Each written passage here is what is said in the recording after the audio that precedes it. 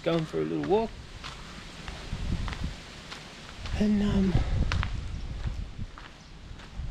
just thought I'd talk about how it's been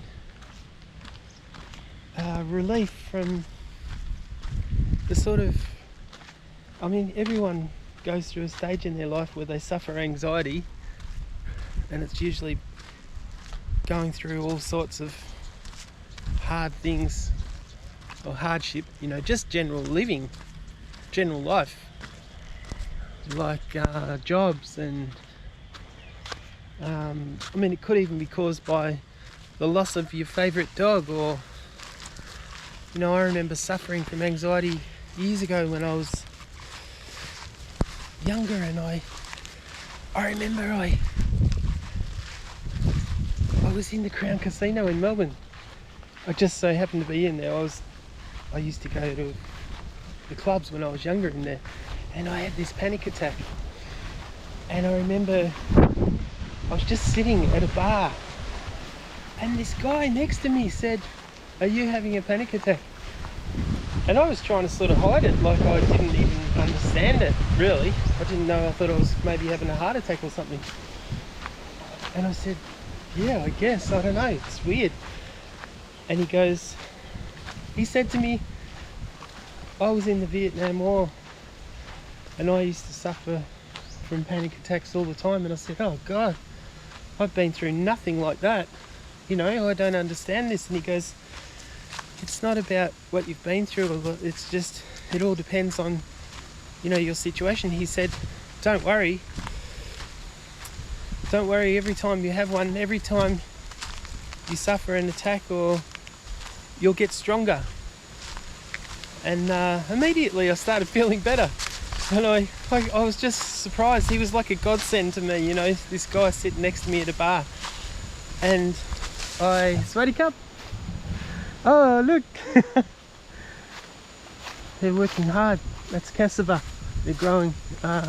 They water the cassava. They're such hard workers. Anyway, yeah, continuing on with my story. He was such a nice guy, and I said, "Oh, I feel better already." And he goes, "Don't worry." He goes, This won't be the last. This isn't the first, or it won't be the last, you know. But don't worry, you'll get stronger, and eventually you'll cope," sort of thing. And anyway, the night went on. He disappeared. I disappeared. And you just got to battle on through life. Yeah, funny thing, panic attacks and anxiety, or I don't know what you actually call it. I never went to any and sought any professional help. I knew all along, it's just all the things you go through in life, especially.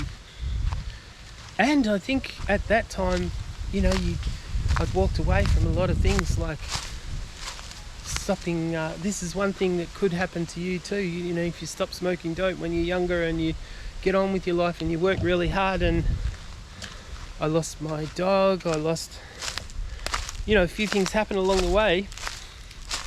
And yeah, you'll suffer. You might sort of go through this. But anyway, yeah, from the words of that wise man, don't worry, you get stronger. And he was so right. Anyway, I just thought I'd tell you that in case anyone out there is going through similar things, especially the younger ones, because it's sort of, these sort of things happen when you're in your 20s and 30s. You kind of get tougher as you get older. You learn to let go of things. But one thing I'm enjoying now, since I've stopped work, or haven't been going to work, I haven't said I've completely retired yet, but I let go of a lot of, and there's extreme anxiety and, you know, minimal anxiety, I suppose. And even just the last few years, I didn't look forward to going to work. I did a lot of night shifts, and it's been many, many years of work, many, many years of overtime and shift work, and, you know, constantly paying bills and mortgages and all sorts of things, looking after your kids and buying them laptops and mobile phones, and it's quite a lot of things you do. But yeah, it's a lot of, it can be a lot of pressure, but it's good to let go of it. I've been really enjoying letting go, and you know, I had the last year was a hard time at work. It was just all sorts of things happened, like riding to work and a kangaroo jumped out in front of me. I mean, they jump out in front of me all the time. I've had so many close calls, but this one actually jumped on me, and it was huge kangaroo. It was taller than me, 6 foot something, muscly as, bang, jumped out on me on the motorbike. And luckily I controlled the motorbike and pulled over, but couldn't ride the motorbike. It was damaged, pitch black. On my way to work, phoned the boss, said, sorry mate, I can't make it. You know, and I just exhausted. I was thinking of all these things that happen and how dedicated you are trying to get to work. And years of it. And it just, that was actually, it hit me, you know. Not the kangaroo, but it hit me that I'm exhausted with the effort that you make to even just get to work. And years of it. It's good to stop. Oh, it's a good feeling. I'm pretty sure I'll stop work. I know I am and are about whether I'm retiring or not, but